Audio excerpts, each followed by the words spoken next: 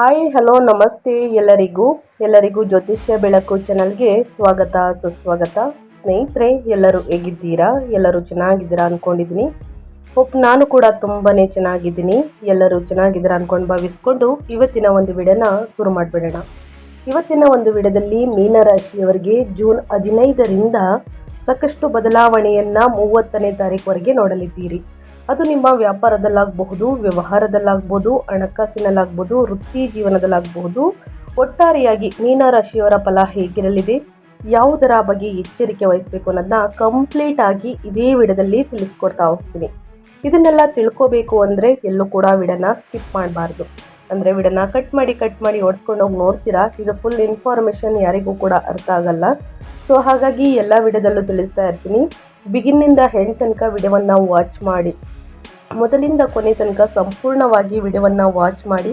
ವಿಡಿಯೋದಲ್ಲಿ ಒಳ್ಳೆ ಮಾಹಿತಿ ಸಿಕ್ಕಿದ್ರೆ ದಯವಿಟ್ಟು ವಿಡಿಯೋಗೆ ಲೈಕ್ ಮಾಡಿ. ಇನ್ನೂ ನನ್ನ ಚಾನಲ್ನ ಸಬ್ಸ್ಕ್ರೈಬ್ ಆಗಿಲ್ಲ ಅಂದರೆ ಜ್ಯೋತಿಷ್ಯ ಬೆಳಕು ಚಾನಲ್ಗೆ ಸಬ್ಸ್ಕ್ರೈಬ್ ಮಾಡಿಕೊಂಡು ನೋಟಿಫಿಕೇಷನ್ನ ಆನ್ ಮಾಡಿಕೊಂಡ್ರೆ ನಾನು ಹಾಕುವಂತಹ ವೀಡಿಯೋಸ್ಗಳು ನಿಮಗೆ ಮೊದಲೇ ನೋಟಿಫಿಕೇಷನಲ್ಲಿ ಬರುತ್ತೆ.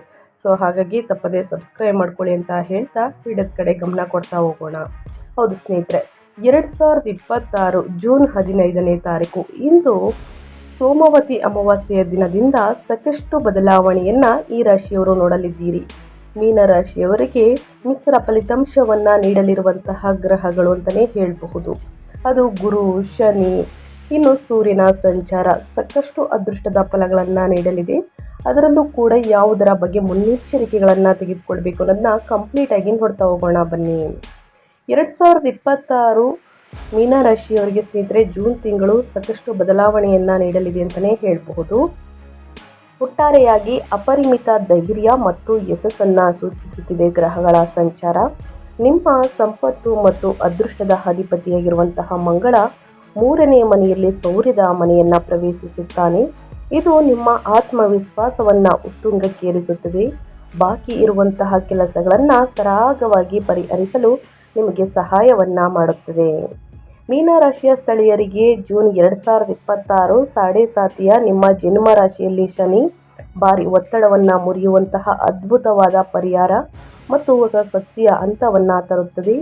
ನಿಮ್ಮ ರಾಶಿಯಲ್ಲಿ ಶನಿಯು ಶಿಸ್ತುಬದ್ಧ ಶ್ರಮವನ್ನು ಬಯಸುತ್ತಿದ್ದರೂ ಜೂನ್ ದ್ವಿತೀಯಾರ್ಧದಂದು ನಿಮ್ಮ ರಾಶಿಯ ಅಧಿಪತಿಯಾಗಿರುವಂತಹ ಗುರು 5ನೇ ಮನೆಯೊಳಗೆ ತನ್ನ ಉತ್ತುಂಗ ಸ್ಥಾನಕ್ಕೆ ಸಾಗುವುದರಿಂದ ಇಂದಿನ ಕತ್ತಲೆಯನ್ನು ಹೋಗಲಾಡಿಸುವಂತಹ ದೈವಿಕ ಬೆಳಕಿನಂತೆ ಕಾರ್ಯನಿರ್ವಹಿಸುತ್ತದೆ. ಹಾಗಿದ್ರೆ ನಿಮ್ಮ ವ್ಯಾಪಾರದಲ್ಲಿ ಏನೆಲ್ಲ ಬದಲಾವಣೆಗಳನ್ನು ನೋಡ್ಬೋದು ಅನ್ನೋದನ್ನ ನೋಡೋದಾದರೆ, ಮೊದಲನೇದಾಗಿ ನಿಮ್ಮ ಲಗ್ನಾಧಿಪತಿ ಅಂದರೆ ನಿಮ್ಮ ರಾಶಿಯ ಅಧಿಪತಿಯಾಗಿರುವಂತಹ ಗುರು 1 ಮತ್ತು 10ರ ಅಧಿಪತಿ ಸ್ನೇಹಿತರೆ 5ನೇ ಮನೆಯಲ್ಲಿ ಉನ್ನತ ಸ್ಥಿತಿಯಲ್ಲಿ ಸಂಚಾರವನ್ನು ಮಾಡುತ್ತಿದೆ. 5ನೇ ಮನೆಯಲ್ಲಿ ಉಚ್ಚ ಸ್ಥಾನದಲ್ಲಿರುವಂತಹ ರಾಶಿ ಅಧಿಪತಿ ಅರಿವಿನ ಬುದ್ಧಿವಂತಿಕೆಯನ್ನು ವೃದ್ಧಿಸುತ್ತದೆ, ಸಂತಾನ ಭಾಗ್ಯವನ್ನು ನೀಡುತ್ತದೆ, ವೃತ್ತಿಪರ ರಾಜಯೋಗವನ್ನು ಪ್ರಚೋದಿಸುತ್ತದೆ ಮತ್ತು ಹೂಡಿಕೆಗಳ ಲಾಭಗಳನ್ನು ನೀಡುತ್ತದೆ ಅಂತಲೇ ಹೇಳಬಹುದು. ಅದೇ ರೀತಿ ಶನಿ ನಿಮ್ಮ 11 ಮತ್ತು 12ರ ಅಧಿಪತಿಯಾಗಿರುವಂತಹ ಶನಿ 1ನೇ ಮನೆಯಲ್ಲಿ ಮೀನರಾಶಿಯಲ್ಲಿ ಯಥಾಸ್ಥಿತಿಯಲ್ಲಿ ಸಂಚಾರವನ್ನು ಮಾಡುತ್ತಿದೆ. ನಿಮ್ಮ ಜನ್ಮ ರಾಶಿಯಲ್ಲಿ ಸಾಡೆ ಸಾತಿ ಮಧ್ಯ ಅಂತಲೇ ಹೇಳಬಹುದು. ನಿರಂತರ ದೈಹಿಕ ಪ್ರಯತ್ನ, ಅಚಲ ಶಿಸ್ತು ಮತ್ತು ಕ್ರಮಬದ್ಧ ಶ್ರಮದ ಅಗತ್ಯವಿದೆ ಸ್ನೇಹಿತರೆ.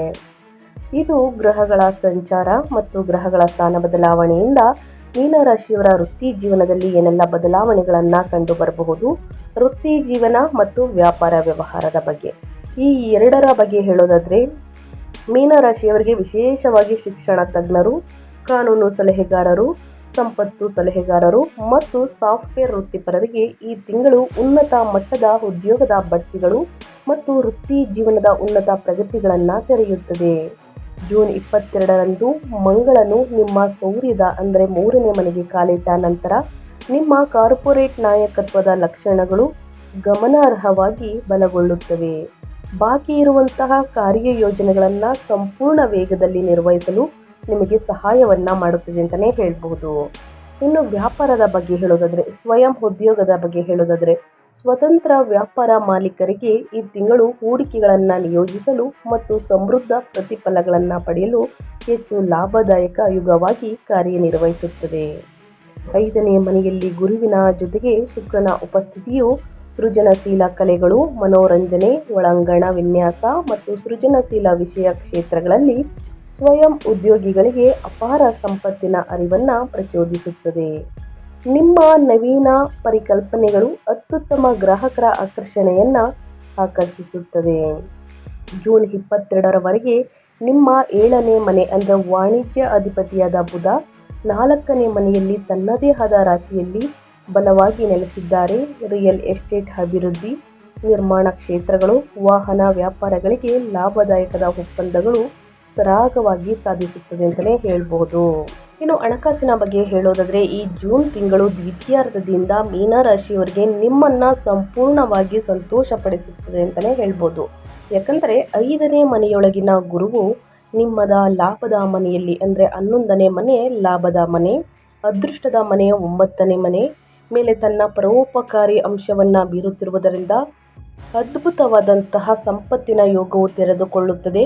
ಊಹಾತ್ಮಕ ಆಸ್ತಿ ಮಾರುಕಟ್ಟೆಗಳು, ಷೇರು ವ್ಯಾಪಾರ ಅಥವಾ ಬಂಡವಾಳ ಹೂಡಿಕೆಗಳು ಹೆಚ್ಚು ಲಾಭದಾಯಕದ ಆದಾಯವನ್ನು ನೀಡುತ್ತದೆ ಅಂತಲೇ ಹೇಳ್ಬೋದು. ಮೀನರಾಶಿಯವರಿಗೆ ನಿಮ್ಮ ಸಂಪತ್ತಿನ ಅಧಿಪತಿಯಾದ ಮಂಗಳನು ಜೂನ್ 21ರವರೆಗೆ ತನ್ನದೇ ಆದಂತಹ ರಾಶಿಯಲ್ಲಿ ಸುಂದರವಾಗಿ ನೆಲೆಗೊಂಡಿರುವುದರಿಂದ ಹಣಕಾಸಿನ ಮೀಸಲಾತಿಗಳು ನಿಮ್ಮ ಕೈಗೆ ಸರಾಗವಾಗಿ ಹರಿಯುತ್ತವೆ.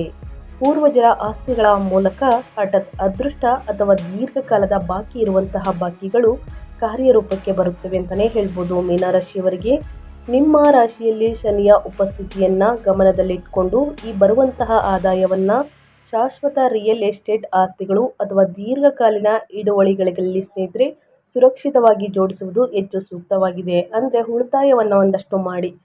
ಅನಗತ್ಯ ಖರ್ಚುಗಳಿಂದ ಮುಂದಿನ ದಿನಗಳಲ್ಲಿ ಹಣಕಾಸಿನ ಪ್ರಾಬ್ಲಮ್ ಎದುರಾಗಲಿದೆ. ಸೊ ಹಾಗಾಗಿ ಸ್ವಲ್ಪ ಉಳಿತಾಯವನ್ನು ಮಾಡುವುದರಿಂದ ಮುಂದಿನ ದಿನಗಳಲ್ಲಿ ಅದು ಯೂಸ್ ಆಗುತ್ತೆ ಅಂತಲೇ ಹೇಳ್ಬೋದು. ಇನ್ನು ನಿಮ್ಮ ಹೆಲ್ತ್ ಬಗ್ಗೆ ಹೇಳೋದಾದರೆ ನಿಮ್ಮ ಜನ್ಮ ರಾಶಿಯಲ್ಲಿ ಶನಿಯು ಸಾಗುವುದರಿಂದ ತಾತ್ಕಾಲಿಕ ಆಲಸ್ಯ, ದೈಹಿಕ ಆಯಾಸ, ಸಣ್ಣ ಕೀಲು ನೋವು ಉಂಟಾಗಬಹುದು. ನಿಮ್ಮ ರಾಶಿಯಲ್ಲಿ 5ನೇ ಮನೆಯ ಉತ್ತುಂಗದಲ್ಲಿರುವಂತಹ ಗುರುವಿನ ಶುಭ ಅಂಶವು ದೈವಿಕ ಗುರಾಣಿಯಂತೆ ಕಾರ್ಯನಿರ್ವಹಿಸುತ್ತದೆ. ನಿಮ್ಮ ಮೂಲಭೂತ ಚೈತನ್ಯವನ್ನು ರಕ್ಷಿಸುತ್ತದೆ ಮತ್ತು ನಿಮ್ಮ ರೋಗ ನಿರೋಧಕ ಶಕ್ತಿಯನ್ನು ಗಮನಾರ್ಹವಾಗಿ ಹೆಚ್ಚಿಸಲಿದೆ ಅಂತಲೇ ಹೇಳಬಹುದು. ಇಂದಿನ ದೈಹಿಕ ತೊಂದರೆಗಳಿಂದ ತ್ವರಿತ ಚೇತರಿಕೆಗೆ ಅನುವು ಮಾಡಿಕೊಡುತ್ತದೆ. ವಾಹನವನ್ನು ಚಾಲನೆ ಮಾಡಬೇಕಾದ್ರೆ ಸ್ನೇಹಿತರೆ ಟ್ರಾಫಿಕ್ ನಿಯಮಗಳನ್ನು ಕಡ್ಡಾಯವಾಗಿ ಫಾಲೋ ಮಾಡಿ. ಇದರಿಂದ ಸಣ್ಣ ಪುಟ್ಟ ಗಾಯಗಳನ್ನು ಸೂಚಿಸುತ್ತಿದೆ ಗ್ರಹಗಳು. ಸೊ ಹಾಗಾಗಿ ದಯವಿಟ್ಟು ವಾಹನವನ್ನು ಚಾಲನೆ ಮಾಡಬೇಕಾದ್ರೆ ಅತಿ ಬೇಗ ಒಳಿತಲ್ಲ ಅಂತಲೇ ಹೇಳಬಹುದು. ಇನ್ನು ಇದರ ಜೊತೆಗೆ ಸಾಕಷ್ಟು ರಕ್ತದೊತ್ತಡದಲ್ಲಿ ಏರಿಳಿತಗಳು ಕಾಣಿಸಿಕೊಳ್ಳಬಹುದು. ಆರೋಗ್ಯಕರ ಶುದ್ಧ ಆಹಾರವನ್ನು ಸೇವಿಸಿ ಮತ್ತು ಮಾನಸಿಕ ಒತ್ತಡವನ್ನು ನಿಯಂತ್ರಿಸುವುದು. ಸೊ ಹಾಗಾಗಿ ಪ್ರತಿದಿನ ಯೋಗ, ಧ್ಯಾನ, ಮೆಡಿಟೇಷನನ್ನು ಮಾಡಿ ಖಂಡಿತವಾಗಿಯೂ ನಿಮ್ಮ ಆರೋಗ್ಯದಲ್ಲಿರುವಂತಹ ಸಮಸ್ಯೆಗಳು ನಿವಾರಣೆಯಾಗಲಿದೆ. ಇನ್ನು ವೈವಾಹಿಕ ಜೀವನದ ಬಗ್ಗೆ ಹೇಳೋದಾದರೆ ಪುಟ್ಟದಾಗಿ ತಮ್ಮ ಪ್ರೀತಿ ಪಾತ್ರರು ಅಂದರೆ ಅವಿವಾಹಿತ ಸ್ಥಳೀಯರಿಗೆ ತಮ್ಮ ಪ್ರೀತಿ ಪಾತ್ರರ ಜೊತೆ ಮದುವೆಯಾಗಲು ಒಂದು ಪ್ರಾಚೀನ ಮಾರ್ಗವನ್ನು ಸೃಷ್ಟಿಸುತ್ತದೆ. ಸುಂದರವಾದ ಹೊಸ ಸಮೀಕರಣಗಳಿಗೆ ಬಾಗಿಲು ತೆರೆಯುತ್ತದೆ. ಸಂತಾನವನ್ನು ನಿರೀಕ್ಷಿಸುತ್ತಿರುವಂತಹ ವಿವಾಹಿತ ದಂಪತಿಗಳು ಹೆರಿಗೆಯ ಬಗ್ಗೆ ಸಂತೋಷಕರ ಸುದ್ದಿಯನ್ನು ಪಡೆಯುತ್ತಾರೆ ಅಂತಲೇ ಹೇಳಬಹುದು. ನಿಮ್ಮ ಮಕ್ಕಳು ಸಾಧಿಸಿದಂತಹ ಅತ್ಯುತ್ತಮ ಪ್ರಗತಿಯು ನಿಮ್ಮನ್ನು ಅಪಾರವಾಗಿ ಹೆಮ್ಮೆ ಪಡುವಂತೆ ಮಾಡುತ್ತದೆ. ಇನ್ನು ವ್ಯತಿರಿಕ್ತವಾಗಿ ಹೇಳೋದಾದರೆ ಜೂನ್ 15ರ ನಂತರ ಸೂರ್ಯನು ನಿಮ್ಮ ಮನೆತನದ 4ನೇ ಮನೆಯಲ್ಲಿ ಸಾಗುವುದರಿಂದ ಪ್ರಜ್ಞಾಪೂರ್ವಕ ತಾಳ್ಮೆ ಅಗತ್ಯ. ಪ್ರಬಲ್ಯವಾದಂತಹ ಸ್ವರ ಅಥವಾ ಹಠಮಾರಿ ನಿಲುವು ಮನೆಯೊಳಗೆ ಸಣ್ಣ ಪುಟ್ಟ ಘರ್ಷಣೆಗೆ ಕಾರಣವಾಗಬಹುದು. ಒಟ್ಟಾರೆಯಾಗಿ ಏನೆಲ್ಲ ಬದಲಾವಣೆಗಳನ್ನು ಸೂಚಿಸುತ್ತದೆ ಗ್ರಹಗಳು ನಿಮ್ಮ ವ್ಯಾಪಾರ ವ್ಯವಹಾರದಲ್ಲಿ ಹಣಕಾಸಿನಲ್ಲಿ ನನ್ನ ಕಂಪ್ಲೀಟಾಗಿ ತಿಳಿಸ್ಕೊಟ್ಟಿದ್ದೀನಿ. ಇದರ ಬಗ್ಗೆ ಏನೇ ಡೌಟ್ಸ್ ಇದ್ದರೂ ಕೂಡ ಕಮೆಂಟ್ ಮಾಡಿ, ಖಂಡಿತವಾಗಿಯೂ ಪ್ರತಿಯೊಬ್ಬರಿಗೂ ಆನ್ಸರ್ ಮಾಡ್ತೀನಿ ಅಂತ ಹೇಳ್ತಾ, ಇನ್ನು ಪರಿಹಾರ ಸಾಡೆ ಸಾತಿಯ ದೈಹಿಕ ಒತ್ತಡವನ್ನು ಕರಗಿಸಲು ಸ್ನೇಹಿತರೆ ಈ ಸಣ್ಣ ಪುಟ್ಟ ಪರಿಹಾರವನ್ನು ಮಾಡಿ ನಿಮ್ಮ ಸಮಸ್ಯೆಗಳು ನಿವಾರಣೆಯಾಗಲಿದೆ. ಜೂನ್ 15ರ ನಂತರ ಸೂರ್ಯನು 4ನೇ ಮನೆಗೆ ಪ್ರವೇಶಿಸಿದ ನಂತರ ದೇಹದ ಉಷ್ಣತೆ, ನಿಮ್ಮ ಆರೋಗ್ಯದಲ್ಲಿ ಸಮಸ್ಯೆಗಳು ಕಂಡುಬರಬಹುದು. ವ್ಯಾಪಾರ ವ್ಯವಹಾರದಲ್ಲಿ ಅಡಚಣೆಗಳೆಲ್ಲ ನಿವಾರಣೆಯಾಗಬೇಕು ಅಂದರೆ ಮನೆಯ ಶಾಂತಿಯನ್ನು ಕಾಪಾಡಿಕೊಳ್ಳಲು ಮುಂಜಾನೆ ಸೂರ್ಯ ನಮಸ್ಕಾರವನ್ನು ಅಭ್ಯಾಸ ಮಾಡಿ ಸೂರ್ಯ ದೇವರಿಗೆ ಅಗ್ರ್ಯವನ್ನು ಅರ್ಪಿಸಿ ಸಮಸ್ಯೆಗಳೆಲ್ಲವೂ ನಿವಾರಣೆಯಾಗಲಿದೆ ಅಂತ ಹೇಳ್ತಾ ನಾನು ವಿಡಿಯೋವನ್ನು ಎಂಡ್ ಮಾಡಿ ಮತ್ತೊಂದು ವಿಡಿಯೋದಲ್ಲಿ ಸಿಗ್ತೀನಿ. Thank you for watching.